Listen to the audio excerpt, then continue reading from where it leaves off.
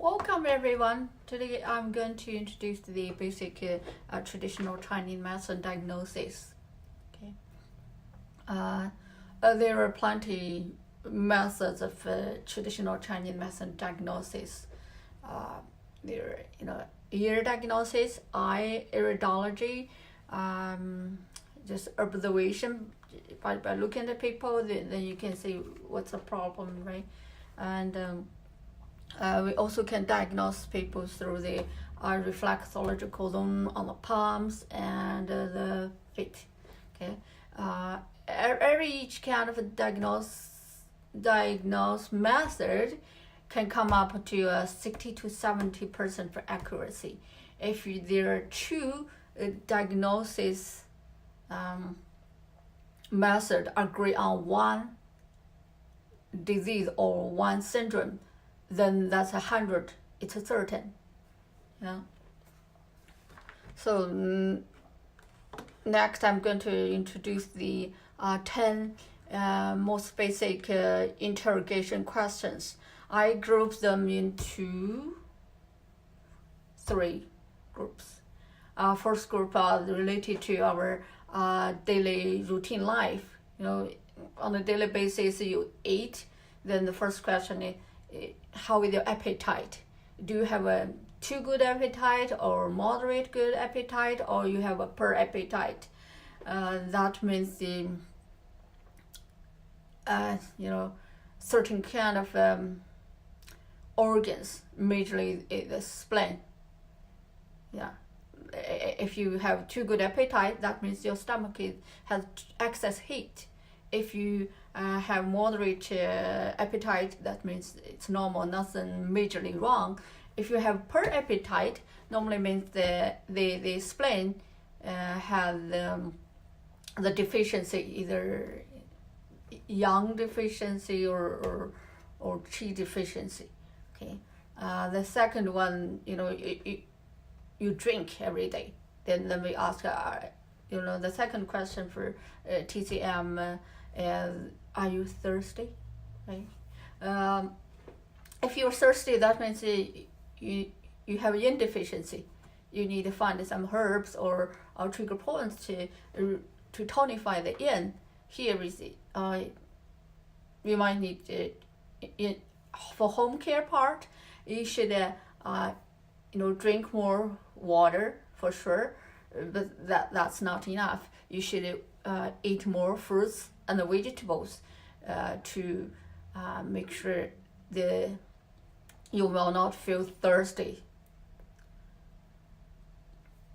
Okay, you need to do the bowel movement every day. Some people do it twice a day. We always ask how your bowel movement, how frequent it is. Are you doing daily, or you only do it 2 or 3 times? 2 or 3 times, 2 or 3 in 2 or 3 days. If you only do it over 72 hours of the bowel movement, only do one bowel movement in 72 hours, or longer than that, then you have the constipation. We should work on certain trigger points or give you the proper herbs to get rid of the constipation. Okay, if you have the diarrhea, we definitely need certain trigger points to reduce the diarrhea. Okay. Next one is urination. We ask the urination, the color, the frequency, and is it easy, or if there is any pain involved. That all can help the traditional Chinese medicine doctor to figure out the roots of the problem. Okay, the 5th basic question regarding to the daily routine is sleeping. If you have a hard time to fall asleep, or it's hard for you to wake up, or you wake up in the middle several times overnight, right? If you have a hard time to fall asleep, that means you have yin deficiency. We will treat accordingly, treat this symptom accordingly. If you have a hard time to wake up, that means you have yang deficiency. If you have if you wake up more than 2 times overnight, that means you have blood deficiency. The blood cannot nourish the brain marrow to calm the mind, so you wake up because of the blood deficiency. So we tonify the blood to help you reduce the symptom. It's simple, right? Okay. The next group of basic questions are related to the whole body system, and in sequence of head to tail. You may have symptoms once in a while or constant. That's too bad. You might need to see a doctor to rule out the cancer. Okay. First, a pain. If the pain is constant or comes and goes. If it's constant, you really need to see first see a traditional Chinese medicine doctor. See if it's only because of the channels or the meridians are blocked. Let them help you open the channel to reduce the pain. No, if it comes and goes, or you might need to see your family doctor to rule out the cancer, right? If it comes and goes, yeah, you definitely can see the traditional Chinese medicine doctor first before you see your family doctor. Okay. The second one is itchiness. Based on location of the itchiness, we can differentiate if it's blood heat or parasite related blood problem, right? And third one, sweat. I will ask, do you have a night sweat or daytime sweat, or how frequent you sweat without doing anything? That's sweat. That's spontaneous sweating. That means you have the qi deficiency. If you have the night sweat, you have the yin deficiency. We will treat it by the needles or the herbs, or just you can just do your home care at home, which I show you where are the trigger points in the next session. Okay. Eye problem. So we asked, do you have any eye problems? Do you have the blurred vision? Do you have any dryness in your eyes, or do you have a very pinchy spot right behind the pupils? They all tell us it's the liver problem. If you even have the tears without no reason, that's a liver problem too. We will the root, all these symptoms roots are the liver channel or liver organ, right? Okay, if people have the eye, pale eyelid, that means it's a stomach spleen problem. Okay.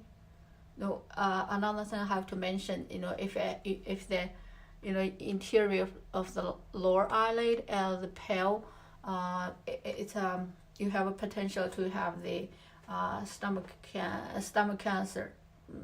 That majorly means the eye problem.